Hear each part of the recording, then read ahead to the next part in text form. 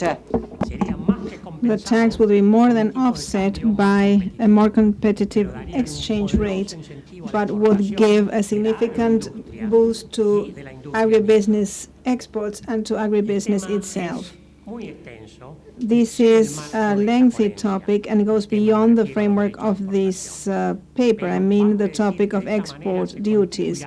But let me say that this will contribute to moving towards the Pareces Optimus, as economists put it in the jargon, that the marginal rate of substitution in consumption should be equal to the marginal rate of transformation in production, as taught by the economic analysis of law, a new discipline. This is a very old principle of the economy, which we sometimes forget to apply in our country. The tax on improvement-free land in the rural area would contribute to bringing down the value of land, making it affordable for those who wish to work on it. To offset farmers for the loss of value of their land, it would be advisable to implement in a longer term a highway and railway plan, such as that proposed by Dr. Guillermo Laura, which would induce a reduction of about 20%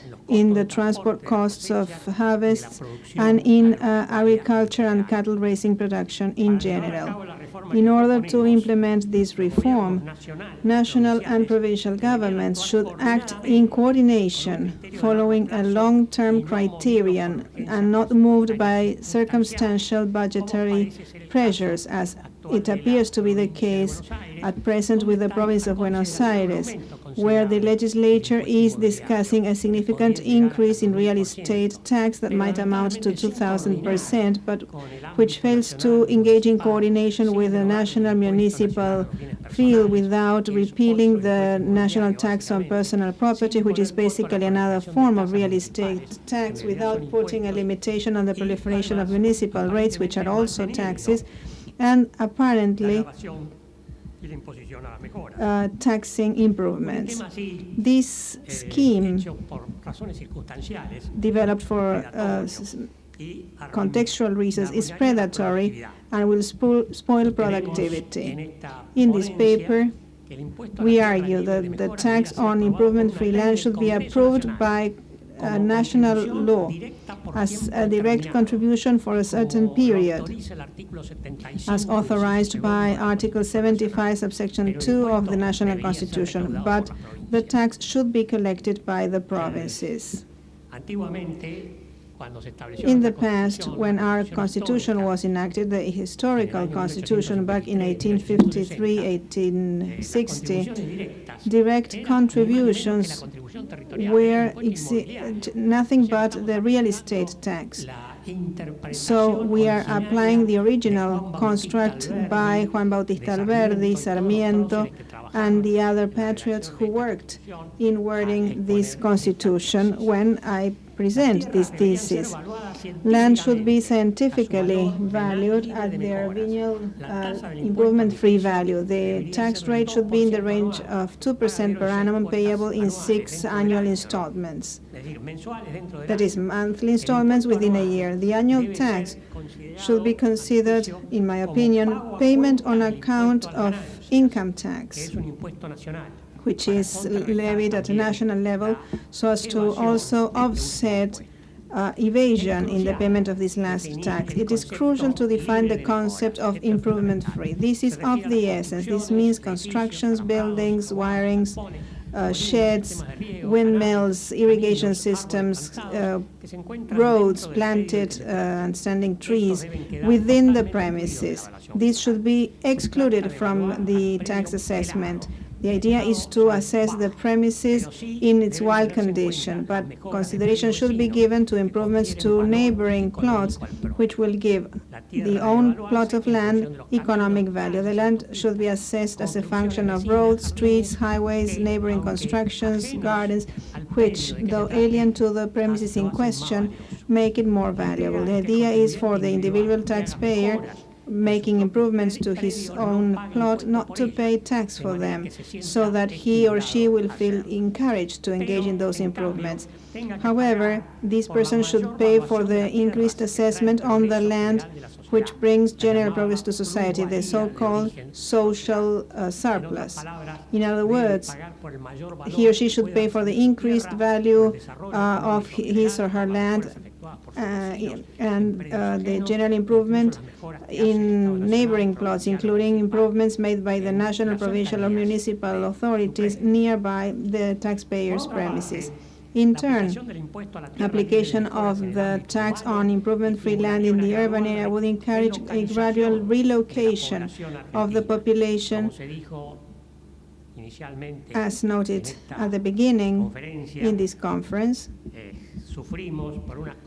You know that there is a significant population concentration in the city of Buenos Aires and in the greater Buenos Aires area. This is something that needs to be changed, and the tax on improvement-free land should be a very important factor contributing to the relocation of our population in the long term.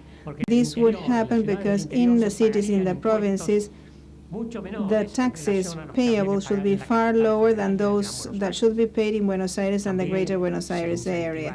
Also, this would encourage the immediate use of barren plots of land and the improvement of existing property all over the country, since the improvements would be tax-free. All these would significantly encourage the construction business, which is the job-generating business par excellence. It's not just a matter of bricks and cement, but also the furniture industry, the fixtures and fittings, manufacturers, and the number of related industries that are connected to housing and construction. Incidentally, reinforcing the impact of the real estate tax, these should be accompanied by the repeal of the current prohibition on debt indexing. Also, it should be necessary to bring the INDEC, the National Institute for Statistics and the Census, to a healthy condition, whose figures are currently distorted. And under that same law, it should be necessary to promote indexed mortgages that are adjusted to the salary or wage increase rate. Supplementarily, it should be necessary to implement the issuance by the National Mortgage Bank, the National Bank, and provincial banks of indexed mortgage securities so as to create security that will fund and finance 80% of the value of houses and long-term improvements at low real interest rates. Thus, by creating an investment option in the country, we will be discouraging the purchase of U.S. dollars, thus deriving an additional benefit in putting an end to the huge capital outflow, which is currently affecting Argentina and which, according to official estimates, has exceeded $50 billion in the past 5 years. We have to make sure this money is reinvested within the country, and therefore the improvement-free land tax and the establishment of an index mortgage system would do great favor to this situation. I repeat, this tax, amounting to 2% of the venal value, should be calculated as a payment on account of income. This is a sine qua non condition for the success of the tax reform we are proposing here. Since the improvement-free land tax may not be avoided or eluded and has to be paid, its establishment and calculation as payment on account would contribute to the national government to reduce tax elusion and tax evasion. Indeed, a large number of potential taxpayers who are not registered to pay this tax would be and would see the advisability of registering as registered taxpayers.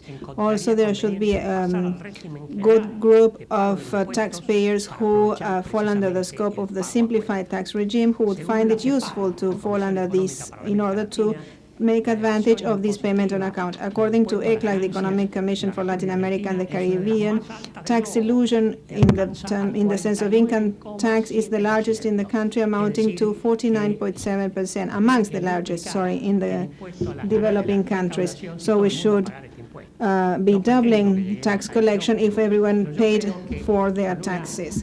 I don't intend to reach this optimum, but if we were to have a good payment on account system, we might be able to reduce the tax elusion rate to a more realistic target of 20-25%. Weaknesses in the Argentine taxation system not only lie in legislated taxes, which practically are not levied to the detriment of the law and of distributory justice.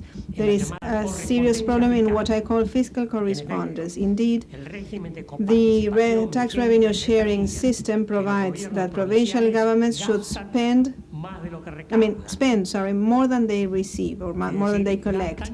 That is, they spend tax revenues collected by the national government. This goes against federalism and the very political power of provinces, which means that Argentinian provincial governments have greater expenses than tax collection, which leads to irresponsible tax behaviors. It is a disincentive towards tax collection and hence to increased elusion and evasion. Under the proposed system, it would be upholding provincial autonomies by strengthening tax collection by the provinces of a tax which is traditionally local but legislated at a national level. Summarizing then and repeating some of the concepts that I have made already, in consideration of the above, it is clear that a tax reform in Argentina which provides for a national 2% tax on the venal value of urban and rural land which is free from improvement should have synergic consequences that would be of the essence for increasing agriculture and cattle raising production, expanding the construction business, the creation of jobs, improving tax collection at a provincial, municipal, and national level. In addition to promoting fiscal correspondence, the reduction of tax elusion and distributory justice, in strictly complying with constitutional precepts, collection of this tax should be specifically allocated to funding security and education in the provinces and street cleaning in municipalities, as well as other municipal roles. This allocation is provided for in the Constitution, so that this tax will not result in an unbearable overburden on taxpayers.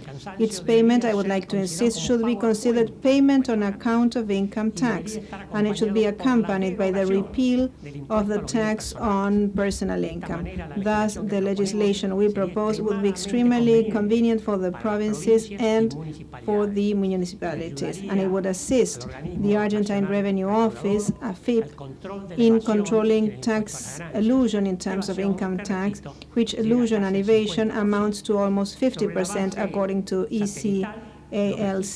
According to satellite and cadastral records all over the country, supported by the Federal Cadastre Council, which was created by a recent law, 26209, the Argentine executive should conduct an assessment which should be proportionally the same throughout the Argentine territory of improvement-free land, and this assessment should be supplied to the province and to the city of Buenos Aires. In the case of rural plots, the scientific assessment, which, as the Constitution says, should be proportionally equal, performed by the national state, should be replaced, or might be replaced, self-discretion by the taxpayer's self-assessment, but for rural land. In this case, the national or provincial or municipal states might acquire the property at the price set by the owner's own assessment, plus 50% on account of improvement, and then the pertinent state would resell it through a tender process to those who wanted the land in order to exploit it. The 2% land tax should be collected by the provinces, thus strengthening the so-called fiscal correspondence. Provinces would allocate half of that, that is 1%, to security and education, with the other 1% being shared to the municipalities as in the capacity of a tax unique rate to pay for street cleaning, pavements, and all sorts of municipal services. This is important because at present municipalities throughout the length and breadth of Argentina charge lots of taxes on rural roads and others which are arbitrary and different throughout the territory.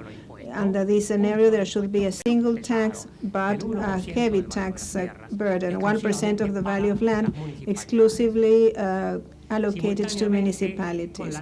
Concurrently, together with this law and the approval of this tax, yet another piece of legislation should be approved, the so-called Plan Laura plan or Plan Promit, providing for highways and railways so that all land throughout the country will be given new value and so that we may consolidate national union. A third piece of legislation should repeal the indexing prohibition provided for by the former peso conversion or the convertibility law 23, now 28, which is still in force in this regard.